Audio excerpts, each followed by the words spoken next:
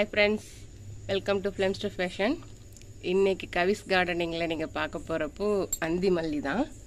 பேருக்கு ஏத்த மாதிரியே இது அந்தி மல்லி தான். நல்ல வாசனையாவும் இருக்கும்.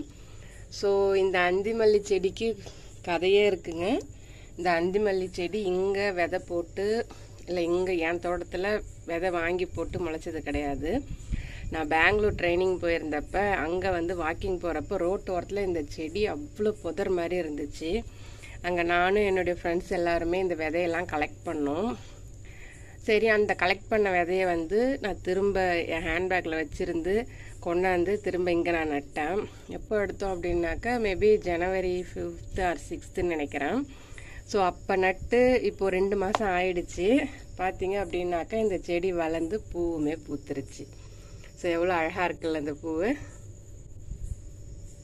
ஸோ இந்த செடி மட்டும் இல்லை, இன்னும் செடி வச்சேன். அந்த செடிங்க இன்னுமே இருக்குதுங்க. பாருங்கள், நல்லா தழைச்சி வருதுங்க. இங்கே மண்ணுக்கு எந்த பூச்செடி வச்சாலுமே நல்லா பிழைக்குது. இங்கே பாருங்கள், இங்கேயும் நல்லா தழைச்சி வந்துட்டுருக்கு. ஸோ இது எல்லாமே பூக்கட்டும், நம்ம பார்ப்போம். அது மட்டும் இல்லாமல் இருந்த விதையெல்லாம் வீணாக்க வேணாம், நான் அப்படியே எங்கள் காம்பவுண்டு ஓரமாக நட்டு வச்சேன். ஸோ எல்லா செடியுமே நல்லாவே தழைச்சி வந்துருச்சு. எப்படி வளர்ந்துருக்கு பாருங்கள் இந்த செடியும்.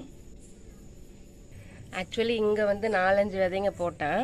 பட் இதில் வந்து இந்த ஒரு செடி மட்டும்தான் பழைச்சிருக்குது. ஸோ நீங்களும் உங்கள் வீட்டில் அந்தி மல்லி செடி வளர்த்தீங்க அப்படின்னாக்கா எப்படி பராமரிக்கிறீங்க, அதோட கதை என்ன அப்படின்றத எனக்கு கமெண்ட்டில் ஷேர் பண்ணுங்கள். தேங்க்ஸ் ஃபார் வாட்சிங்.